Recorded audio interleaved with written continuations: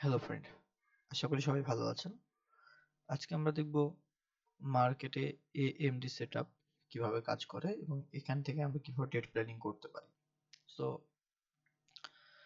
মার্কেটে AMD setup তৈরি হওয়ার জন্য ফার্স্টে আমাদেরকে কিছু এরিয়া খুঁজতে হবে যেখানে মার্কেট অ্যাকুমুলেশন, ম্যানিপুলেশন এবং ডিস্ট্রিবিউশন এরিয়াগুলো তৈরি করে এবং আমাদের আদার্স প্রাইস অ্যাকশন সেটআপ অনুযায়ী আমরা এগুলো আইডেন্টিফাই করে আমরা সে মোতাবেক ট্রেড প্ল্যানিং করতে পারি। সো এই জায়গাতে দেখি যে মার্কেটে আমরা সাধারণত গোল্ড চার্টে আছি। গোল্ড চার্টে আমরা দেখতে পাচ্ছি একটা এরিয়াতে মার্কেট সাইডওয়েজ জোনে ছিল, অর্থাৎ এই এরিয়াটাতে মার্কেট সাইডওয়েজ জোনে ছিল।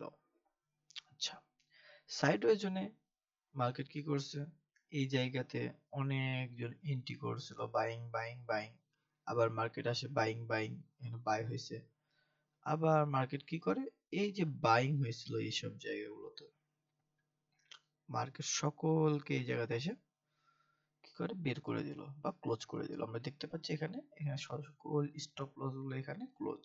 ওকে, মার্কেট যখন এরকম একটা সাইডওয়েজ জোনে ছিল আমরা তখন এটাকে অ্যাকুমুলেশন ও number one setup, accumulation setup আমরা এখানে কি করতে পারি? ধরতে পারি। যখন মার্কেট স্টপ লস, আচ্ছা, স্ট্রাকচার যে কোনো রকম হতে পারে, এটা কেউ জানে না যে মার্কেট স্ট্রাকচার কিরকম হবে। এটা ছোট হতে পারে, বড় হতে পারে, কোনোটাতে পারফেক্টলি বোঝা যাবে, কোনোটাতে বোঝা নাও যেতে পারে। এটা নিশ্চয়তা নাই কোনো। সো এই জায়গাতে যখনই দেখবো আমরা একটা সাইডওয়েজ জন্য পরে মার্কেট তার লিকুইডিটি হান্ট করছে বা মার্কেট তার স্টপ লস গুলো এখানে খেয়ে ফেলছে, তখন আমরা সেই জায়গাকে ধরবো কি? ম্যানিপুলেশন। অর্থাৎ এই এরিয়াটা হচ্ছে আমার ম্যানিপুলেশন এরিয়া। এবং মার্কেট কি করে? ম্যানিপুলেশন করার পরে অবশ্যই মার্কেট উপরের দিকে বাইং হতে শুরু করে বা সেলিং হতে শুরু করে, অবশ্যই লিকুইডিটি হান্টিং করার পরে। সো আমরা যখন দেখলাম মার্কেট এই জায়গাতে লিকুইডিটি করছিল, আমরা বুলিশ ক্যান্ডেলের আমরা দেখতে পাচ্ছি এখানে একটা বুলিশ হাই ক্যান্ডেল তৈরি করছে। আমরা এখান থেকে প্রাইস অ্যাকশন মোতাবেক আমরা এখানে স্টপ লস এবং 1:2 9 দিনে 18 টার্গেট আমরা রাখতে পারতাম। এই জায়গাতে আমরা 18 টার্গেট, ওকে, 1:2 এই জায়গাতে আমরা কি করতে পারতাম? 1:2 একটা টার্গেট রাখতে পারতাম। এটা হচ্ছে প্রথম থিওরি। এখানে আরো অনেক থিওরি অনুযায়ী এখানে ট্রেড প্ল্যানিং করা যায়। আচ্ছা, এটা ছিল কি প্রাইস অ্যাকশন অনুযায়ী অ্যাকুমুলেশন, ম্যানিপুলেশন, ডিস্ট্রিবিউশন। আচ্ছা, আমরা এখানে দেখি এই যে ঘটনাটা সাধারণত এভাবে কাজ করে থাকে যে মার্কেট একটা সাইডওয়েজ জোন তৈরি করে ফার্স্টে। মার্কেট একটা সাইডওয়েজ জোন তৈরি করলো, এখান থেকে এখানে গেল, আবার এখান থেকে আবার নিচে আসলো, আবার উপরে গেছিল। আচ্ছা, তারপরে মার্কেট কি করলো? এই যত লিকুইডিটি ছিল এই যত সব ক্লোজ, এখানে সব ক্লোজ। ক্লোজ করার পরে মার্কেট কিছু সময় বাইং হবে, অর্থাৎ এই টপকে ব্রেকআউট করলো। হাইকে ব্রেকআউট করার পরে মার্কেট এটা রিটেস্টমেন্টে নেওয়ার পরে this is the target. Okay, market এখানে টার্গেট দিল। তারপরও এখানে আমরা প্রাইস অ্যাকশন মোতাবেক বুলিশ ক্যান্ডেল দেখে এখানে আমরা এন্ট্রি প্ল্যানিং করতে পারতাম। এখানে আমাদের আরো থিওরি আছে, আমরা সে অনুযায়ী এখানে এন্ট্রি প্ল্যানিং করতে পারতাম। আরো থিওরি কি? আমরা যেমন 15 মিনিট চার্টে আছি এখানে। আচ্ছা, 15 মিনিট চার্টে আমরা এই জায়গাতে দেখি এখানে ফিবোনাচি, আমরা এটা লোয়ারেস্ট পয়েন্ট যেহেতু তৈরি করেছিল মার্কেট, এখান থেকে আমরা এই পর্যন্ত একটা টার্গেট নিলাম। এটা ফিবোনাচি এরিয়া, অর্থাৎ Fibonacci this is the golden zone area. Market যদি এই যে মুহূর্তে গোল্ডেন জোনে টাচ করছিল, আমরা এখান থেকে এন্ট্রি প্ল্যানিং করতে পারতাম।